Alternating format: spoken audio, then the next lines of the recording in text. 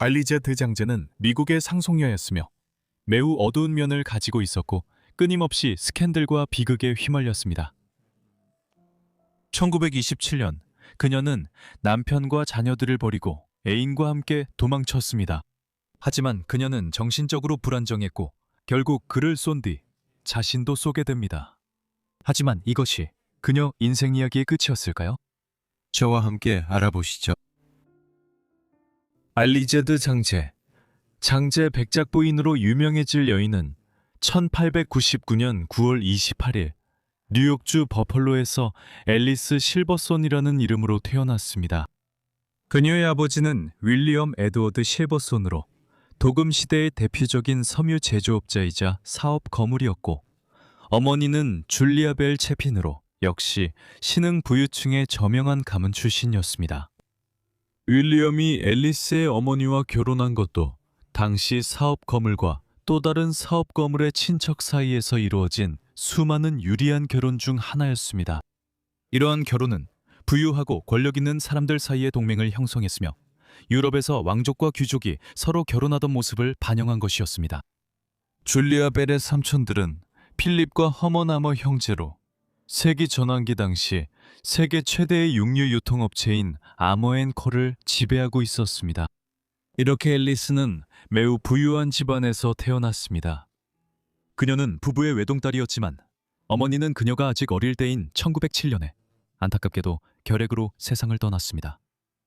그녀의 아버지는 곧 재혼을 했고 두 번째 결혼을 통해 여러 자녀를 두었습니다. 하지만 앨리스는 어머니의 외동딸이라는 이유로 언젠가 삼촌이나 아버지를 통해 상당한 재산을 상속받을 위치에 있었고, 그녀의 인생에서 돈은 결코 문제가 되지 않았습니다. 앨리스의 어린 시절은 다소 혼란스러웠습니다. 그녀의 아버지는 알코올 중독자였고 일 때문에 집에 거의 있지 않았습니다. 그 결과 앨리스는 주로 독일인 가정교사에게서 자랐습니다. 윌리엄은 적어도 말하자면 매우 비전통적인 부모였으며 앨리스를 억제하려는 노력을 전혀 하지 않았고, 그녀가 10대가 되어가면서 오히려 그녀의 사회생활을 적극적으로 장려했습니다. 이것이 어떤 이들에게는 괜찮게 들릴 수도 있지만 부녀 관계는 다른 면에서도 특이했고, 앨리스의 삶을 연구한 한 작가는 그 관계가 근친상간적이었을 수도 있다고 주장했습니다. 이것은 아직 입증되지 않았지만 더 확실한 것은 1910년대 프랑스를 방문했을 때 어느 시점에 앨리스의 아버지가 그녀를 여러 사람들에게 자신의 정부라고 소개했다는 사실입니다. 아마도 일종의 이상한 농담이었을지도 모르지만 이 모든 것은 분명히 힘든 성장 과정을 시사하며 그녀의 어머니가 일찍 세상을 떠난 것으로 인해 상황은 더욱 악화되었습니다.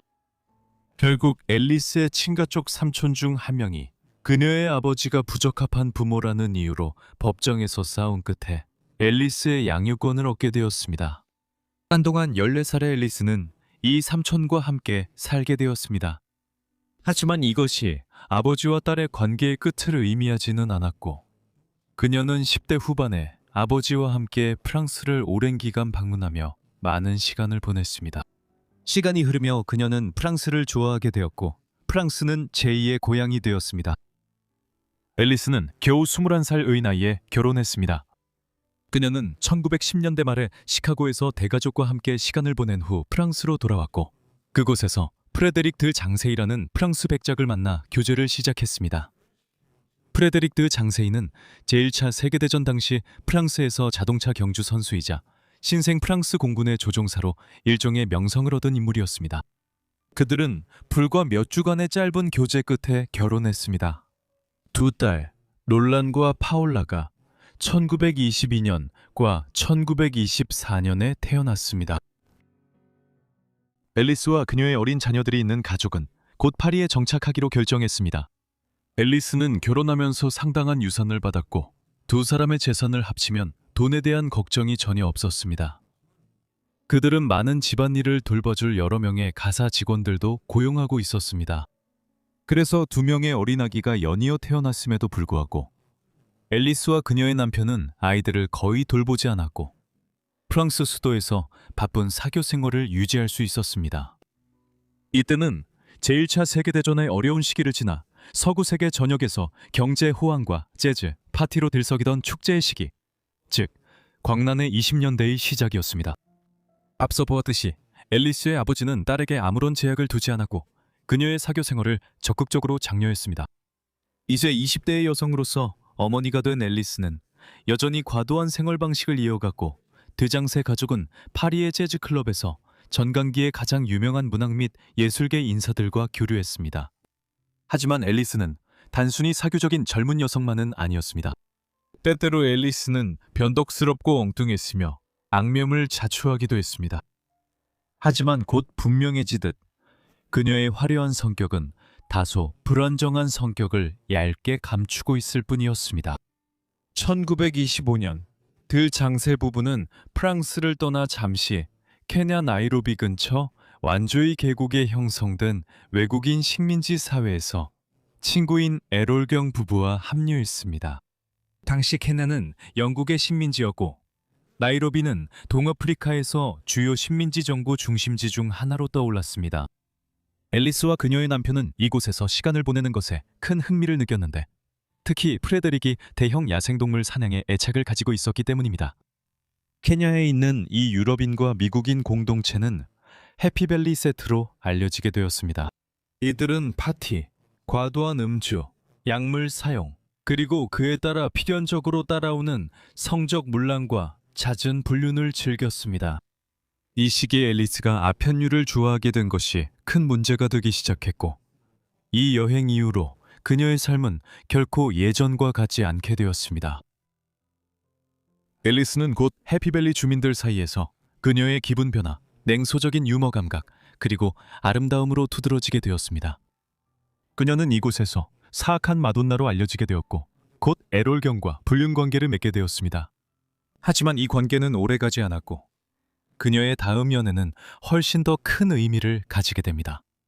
케냐에서 앨리스는 영국 귀족 트래포드 가문의 준남작의 아들 레이먼드 드 트래포드를 만났습니다. 그녀는 레이먼드에게 빠졌고 두 사람은 해피밸리 그룹 내에서 금세 공공연한 비밀이 된 관계를 시작했습니다. 처음에 그녀의 남편은 사냥에 집중하며 이 관계가 오래가지 않기를 바라면서 모른 척하려 했습니다. 그럼에도 불구하고 곧 앨리스가 트래포드와 사랑에 빠졌다는 것이 분명해졌습니다. 프레더릭은 나중에 이것을 지옥 같은 삼각관계라고 불렀습니다. 처음에는 망설였지만 프레더릭은 결국 이별을 결심했습니다. 그는 앨리스의 불성실함과 변덕스러운 행동에 충격을 받은 가족들의 부추김을 받았습니다. 프레더릭이 파리에서 시간을 보내고 앨리스가 트래포드와 함께하기 위해 케냐로 돌아간 기간을 거쳐 두 사람은 1927년에 이혼했습니다. 이혼의 원인은 그녀의 불륜만이 아니었을 것입니다. 1년 후 프레더릭은 버티컬랜드라는 책을 출간했는데 이 책은 해피밸리 그룹에 대한 전기적 성격의 기록이었으며 그 안에서 그는 자신의 아내가 자살 충동이 있고 불안정한 성격이라고 언급했습니다.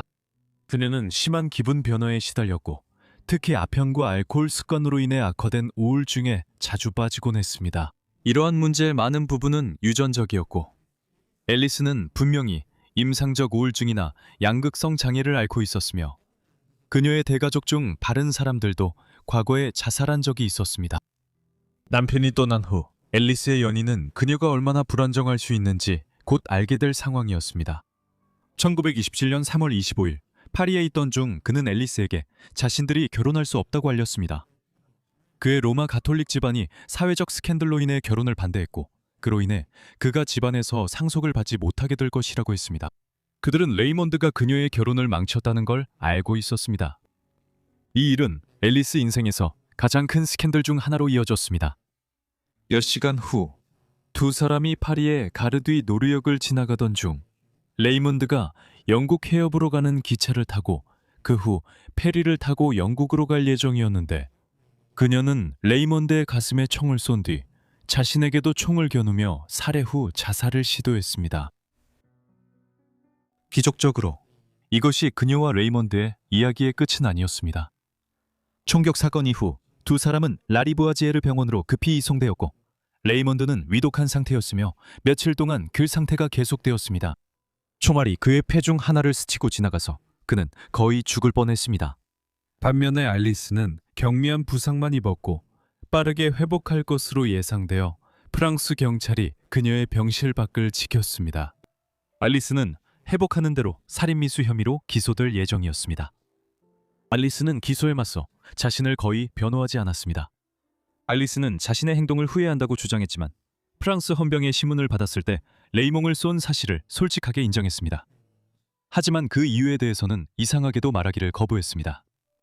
결국 매우 특이한 상황들로 인해 알리스는 끝까지 정식으로 법적 추궁을 받지는 않았습니다. 먼저 레이몽은 점차 회복하여 건강을 되찾았습니다. 이 일은 알리스의 대가족이 그녀와 가족 사업의 명성을 보호하기 위해 언론과 법적 캠페인을 벌이고 있을 때 일어났습니다. 총격 사건이 국제적인 헤드라인을 장식했기 때문입니다. 알리스는 우울증에서 회복하기 위해 클리닉에 보내졌고 과거에 여러 차례 자살을 시도했다고 인터뷰에서 인정했습니다. 그리고 몇 달 후 완전히 회복한 뒤 레이먼드는 그 사건에 대해 이렇게 말했습니다. 우리가 헤어지려던 순간 그녀가 나에게 키스하고 있었습니다. 나는 그녀에게 사랑한다고 말했고 내 결정을 돌이킬 수 없는 것으로 받아들이지 말라고 다시 한번 속삭였습니다. 나는 우리가 다시 만날 거라고도 말했어요. 그녀가 나를 떠나려 할 때 그녀는 자살을 시도했지만 내가 움직이자 무기가 빗나갔습니다. 나는 그녀가 일부러 나를 쏜 게 아니라고 확신합니다. 그 사고는 매 경솔함 때문이었습니다. 이러한 진술에도 불구하고 앨리스는 1927년 12월 23일 폭행 혐의로 재판을 받았습니다. 이전에 있었던 살인미수 혐의는 앨리스의 뛰어난 변호사 덕분에 취하되었습니다. 변호사는 예심 판사에게 그녀의 만성적인 우울증이 지능을 둔화시켜 사건 당시 정신적으로 책임이 없었다고 설득했습니다. 재판 중에는 앨리스의 자살 시도가 강조되었고 레이몽의 진술과 이것이 격정 범죄였다는 사실도 부각되었습니다. 그 결과 재판은 집행유예가 붙은 가벼운 형과 금전적 벌금에 그쳤습니다. 1928년 그녀는 케냐로 돌아와 로드 에롤과 잠시 다시 만나 예전의 관계를 재개했습니다. 다시 한번 이 관계도 오래가지 못했고 그녀는 나라를 떠나라는 요청을 받아 곧 트래포드와 함께 파리로 돌아갔습니다. 그 후 3년 동안 앨리스는 계속해서 트래포드에게 구애했고 마침내 1932년에 결혼했습니다. 1927년의 사건들과 앨리스가 결국 트래포드와 결혼한 것은 그녀의 다채로운 인생의 끝이 아니었습니다. 그녀와 레이먼드는 케냐로 돌아왔지만 당국은 그녀가 해피밸리 사교계과 많은 시간을 보내는 것을 꺼려했습니다. 그녀의 악명 높은 과거를 경계했기 때문입니다. 그들은 이후 파리, 런던, 가끔씩 케냐를 잠깐 방문하거나 레이먼드를 위해 호주에 머무르는 등 유목민 같은 삶을 살았습니다. 흥미롭게도 그들의 결혼은 1932년에 서약을 나눈 지 몇 달 만에 신혼여행지에 대한 격렬한 언쟁 끝에 무너졌습니다. 그들은 1937년에 이혼했는데 그때쯤에는 이미 몇 년 동안 별거 중이었습니다. 트래포드는 미래의 신부에게 총을 맞는 것은 견딜 수 있었지만 결혼은 너무 큰 한 걸음이었던 것 같습니다. 1930년대 후반은 앨리스에게 점점 더 고립되는 시기였습니다. 1920년대의 재즈 문화는 끝났고 새로운 사회운동들도 앨리스를 지나쳐갔습니다. 그녀의 점점 더 불안정해지는 행동과 총격 사건으로 인한 공개적인 스캔들 때문에 많은 사람들이 그녀와 거리를 두게 되었습니다. 외로웠던 앨리스는 점점 더 아편제에 의존하게 되었고 계속해서 여러 나라를 오가며 비행했습니다. 때때로 그녀는 미국으로 돌아가 살기로 결심하기도 했습니다. 그리고 곧 프랑스와 케냐의 추억이 담긴 곳으로 돌아가기로 결심했습니다. 그녀의 자녀들은 파리에서 살았지만 그녀를 거의 보지 못했고 대체로 프레데릭의 대가족에 의해 양육되었습니다. 프레데릭은 1933년에 폐혈증으로 사망했습니다.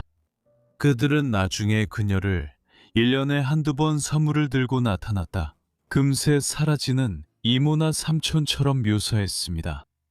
이 방황의 시기에 그녀는 인생의 두 번째 큰 스캔들에 휘말리게 되었습니다. 1941년 1월 24일, 15년 전 드제니스 부부를 케냐로 처음 데려오는데 관여했던 에롤 경이 나이로비 근처 자신의 차 안에서 총에 맞아 숨진 채 발견되었습니다. 에롤과의 알려진 관계, 불안정한 성격, 그리고 이전에 애인 중 한 명을 죽이려 했던 전력 때문에 의심은 곧바로 앨리스에게 쏠렸습니다. 앨리스는 경찰의 신문을 받았고 일종의 알리바이를 제시할 수 있었지만 그 알리바이는 허술했고 여전히 그녀를 둘러싼 의혹은 계속되었습니다. 결국 에롤 살인 혐의로 앨리스를 기소할 증거가 부족했습니다. 수년에 걸친 탐사 보도는 서로 다른 결론을 내렸습니다. 일부는 앨리스를 가장 유력한 범인으로 봅니다. 다른 이들은 그녀의 혐의를 벗기고 당시 케냐에 있던 식민지 전문가 공동체의 다른 구성원들에게 책임을 돌립니다.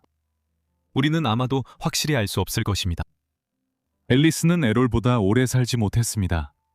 그녀는 건강이 좋지 않았고 곧 자궁암 진단을 받아 자궁 적출 수술을 받아야 했습니다. 고립감, 쇠해가는 외모, 그리고 점점 심해지는 약물 남용에 우울해진 그녀는 1941년 9월 말 8일 사이에 2번이나 자살을 시도했습니다. 그녀는 14년 전 파리 북역 사건에서 사용했던 바로 그 권총으로 두 번째 시도에서 자살에 성공했습니다. 그녀는 42세였습니다. 이 사건들 이후 그녀의 집을 수색했을 때 유서들이 발견되었고 그녀는 심지어 가구에 쪽지를 붙여서 아는 사람들에게 주려고 했던 것으로 드러났습니다. 특이한 삶의 특이한 결말이었습니다. 알리스드 장제 영상 시청해주셔서 감사합니다. 재미있게 보셨길 바랍니다. 댓글로 그녀의 삶에 대해 어떻게 생각하셨는지 알려주시고 다른 제안이 있으시면 역시 댓글로 남겨주세요. 여러분 모두 구독과 알림 설정을 하셔서 제가 영상을 올리자마자 바로 받아보시길 바랍니다. 아무튼 오늘은 여기까지고 다음 버가튼 라이프에서 다시 뵙겠습니다. 감사합니다.